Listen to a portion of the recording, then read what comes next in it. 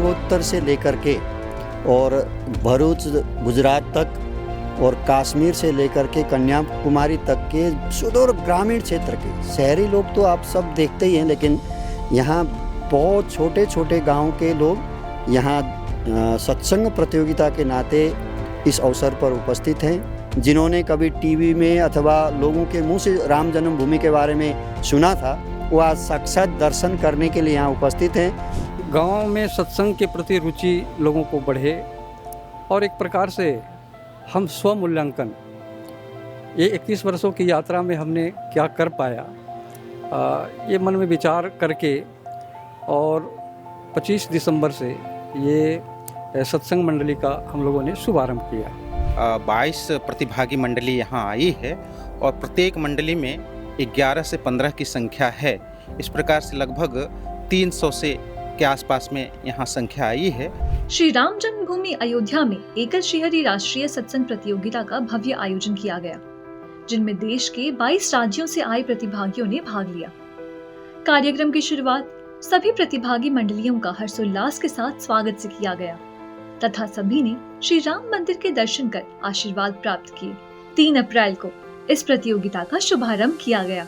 भारत माता और श्री राम के समक्ष दीप प्रज्वलन के साथ कार्यक्रम की शुरुआत हुई। इसके पश्चात मंच पर उपस्थित अतिथियों का स्वागत एवं सम्मान किया गया। आरएसएस के वरिष्ठ प्रचारक श्री राम जन्मभूमि तीर्थ क्षेत्र के महामंत्री श्री चंपत राय जी मुख्य अतिथि रहे। वहीं अन्य अतिथियों में श्री श्याम नारायण दुबे जी, श्री राम जन्मभूमि तीर्थ क्षेत्र के प्रमुख न्यासी डॉक्टर अनिल मिश्रा जी, श्री राम अवतार दास जी महाराज, श्री नंद किशोर शास्त्री जी महाराज, श्री महेश मित्तल जी राष्ट्रीय अध्यक्ष एकल श्रीहरि, श्री नंद किशोर अग्रवाल जी अध्यक्ष एकल श्रीहरि दिल्ली चैप्टर समेत कई गणमान्य व्यक्ति मौजूद रहे।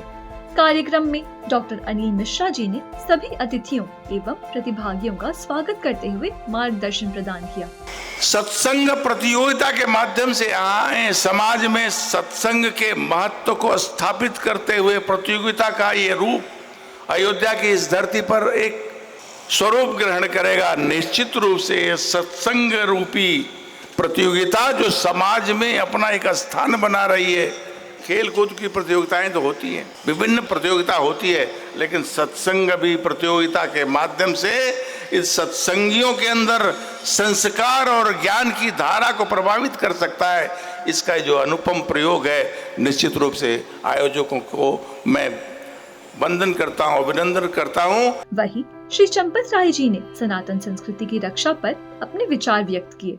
हम अपने समाज को श्रेष्ठ बनाने की इच्छा, तो सरकार अपना काम करेगी, सीमाओं की चौकसी करेगी, साधन जुटाएगी, परंतु समाज का भी कुछ कर्तव्य है। और समाज का भी कुछ कर्तव्य है, इसमें से ये एकल शब्द निकला। एकल की अंग्रेजी है सिंगल। मैं आप में से सब लोगों को कहूँगा, इस एकल का प्रारंभ, इसका बीज कैसे धरती में डाला गया और कैसे ये उपजा, अध्ययन करना चाहिए। एकल सिंगल टीचर स्कूल, अब स्कूल का अर्थ तो बिल्डिंग होता है, यहाँ बिना बिल्डिंग का था। केवल बच्चों को पढ़ाओ, सभी बच्चे फीस देकर स्कूल नहीं जा सकते, स्वभाव नहीं रहा है। दिमाग में से शिक्षा, साक्षरता, शिक्षा बहुत बड़ी चीज़ है, साक्षरता भी निकल गई है, तो कम से कम साक्षर बनाओ। धीरे धीरे बातें जुड़ती चली गई और जुड़ते जुड़ते उसमें आरोग्य आ गया, संस्कार आ गया, स्वावलंबन आ गया, इसलिए एक अभियान बन गया। कार्यक्रम में प्रत्येक सत्र की शुरुआत एकल गीत से की गई तथा समापन श्री राम की चौपाई के साथ हुई, जो इस कार्यक्रम का मुख्य आकर्षण भी रहा। प्रतियोगिता के प्रथम सत्र के आरंभ से पूर्व निर्णायक मंडली का परिचय एवं स्वागत किया गया। इस दौरान निर्णायक मंडल के परिचय के पश्चात सभी प्रतिभागी मंडलियों को प्रतियोगिता के नियम समझाए गए। इसके बाद एक एक कर सभी मंडलियों ने अपनी प्रस्तुतियां दी। विभिन्न क्षेत्रों से आए प्रतिभागियों ने अपनी वेशभूषा, भाषा और सांस्कृतिक परंपराओं का अद्भुत प्रदर्शन किया। पहले दिन 3 अप्रैल को 12 मंडलियों ने अपनी प्रस्तुतियां दी। इसके बाद सायंकाल एक भव्य सांस्कृतिक कार्यक्रम का आयोजन किया गया, जिसका संचालन भारत सरकार के उत्तर मध्य क्षेत्र सांस्कृतिक केंद्र द्वारा किया गया। इसमें प्रथम प्रस्तुति थी श्री शिव शंकर मिश्रा जी की एवं उनकी मंडली द्वारा गाए गए भजनों की रही, जिन्होंने वातावरण को पूर्णतः राममय बना दिया और सभी दर्शकों का मन मोह लिया। इसके पश्चात दूसरी प्रस्तुति में भारत के विलुप्त होती लोक कलाओं का प्रदर्शन किया गया। इसमें सबसे पहले वीणा सिंह जी ने दढ़िया नृत्य प्रस्तुत किया। तत्पश्चात विजय यादव जी ने फरवाही लोक नृत्य की मनमोहक प्रस्तुति दी। इन प्रस्तुतियों के माध्यम से दर्शकों को भारत की समृद्ध लोक संस्कृति से परिचित कराया गया। सभी कलाकारों का सम्मान कर उनका उत्साहवर्धन किया गया। कार्यक्रम के दूसरे दिन 4 अप्रैल को शेष 10 मंडलियों ने अपनी प्रस्तुतियां दी। बताते चले कि इस प्रतियोगिता की शुरुआत 25 दिसंबर 2025 को तुलसी दिवस के अवसर पर हुई थी। इसके पश्चात उपसंच, संच, अंचल एवं संभाग स्तर पर देश के दूर दराज के गाँव में प्रतियोगिताएं आयोजित की गयी। विभिन्न स्तरों पर विजयी होकर मंडलियां अयोध्या में अंतिम प्रस्तुति के लिए पहुंची।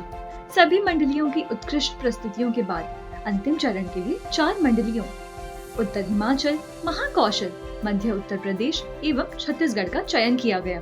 अंतिम चरण में इन सभी मंडलियों ने पुनः प्रस्तुति दी, जिनमें उत्तर हिमाचल ने प्रथम स्थान प्राप्त किया, मध्य उत्तर प्रदेश द्वितीय स्थान पर रहा, जबकि छत्तीसगढ़ और महाकौशल ने तृतीय स्थान प्राप्त किया।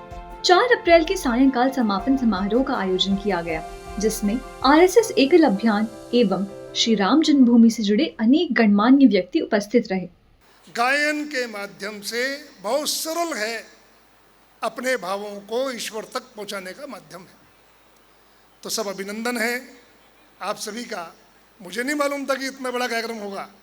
मैं तो केवल, मुझे परसों कहा ललन जी वगैरह ने आइए आपको अच्छा लगेगा, तो अच्छा ही नहीं लगा मुझे। मैं तो अभिभूत हूँ और मेरी कामना है कि इस कार्यक्रम को और आगे और बड़ा आप कीजिए। इनमें प्रमुख थे श्री आलोक कुमार जी, आरएसएस के वरिष्ठ प्रचारक एवं राष्ट्रीय सह सरकार्यवाह। इसके साथ ही अयोध्या धाम के महापौर महंत श्री गिरीश पति त्रिपाठी जी, आयोजन समिति के अध्यक्ष डॉक्टर अनिल मिश्रा जी, एकल श्रीहरि के राष्ट्रीय अध्यक्ष श्री महेश मित्तल जी, राष्ट्रीय महामंत्री श्री विजय केडिया जी, राष्ट्रीय महिला समिति के महामंत्री डॉक्टर साधना मोर जी एवं डॉक्टर ललन कुमार शर्मा, राष्ट्रीय अभियान प्रमुख एकल अभियान भी उपस्थित रहे। साथ ही पूज्य महामंडलेश्वर श्री प्रेम शंकर दास जी महाराज, श्री राम शंकर दास जी महाराज, श्री श्याम सुंदर दास जी महाराज एवं श्री सीताराम दास जी महाराज ने मंच की शोभा बढ़ाई। कार्यक्रम में उपस्थित सभी गणमान्य अतिथियों को प्रशस्ति पत्र प्रदान कर सम्मानित किया गया। जिन सत्संग को राष्ट्रीय स्तर पर ले जाने का अभियान इस संस्था ने छेड़ रखा है, मैं उसके प्रति मंगल कामना करता हूँ, क्योंकि जीवन का विवेक, जीवन जीने की दृष्टि, जीवन की सार्थकता, जीवन के रचनात्मक लक्ष्य, जीवन को अपनी चरम अभिव्यक्ति पे ले जाने की अभिलाषा और अंततोगत्वा भगवान की कृपा से इस जीवन को संचालित करने की कृपा प्राप्त होती है, तो सिर्फ और सिर्फ सत्संग से प्राप्त होती है। वहीं से यह विवेक जनित होता है। यह सब विवेक आप सबको प्राप्त हो, ऐसी मेरी मंगल कामना है। कई लोगों ने आपके अंदर कला देखा, कई लोगों ने संगीत देखा, परंतु मैं तो उसमें सत्संग खोज रहा था, क्योंकि ये सत्संग प्रतियोगिता थी। अपना अपना दृष्टिकोण है, अपनी अपनी सोच है। लोगों ने लोक कला की प्रतियोगिता भी समझ रखा। हम एकल अभियान के कार्यकर्ता हैं। आप सभी एकल अभियान से जुड़ के एकल अभियान के उद्देश्यों को ही पूरी कर रहे हैं।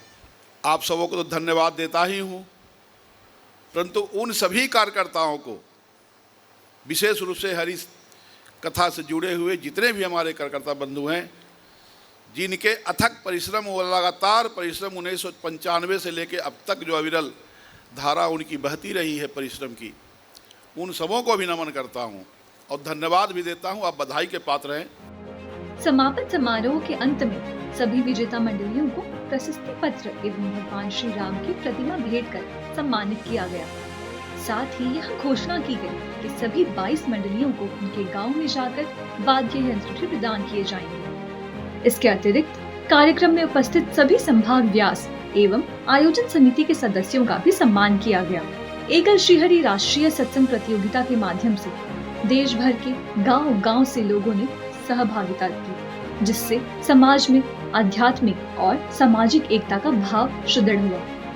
इस प्रतियोगिता ने देश के विभिन्न कोनों में विद्यमान सांस्कृतिक परंपराओं और कलाओं को एक मंच पर लाकर राष्ट्र को एक सूत्र में पिरोने का कार्य किया है।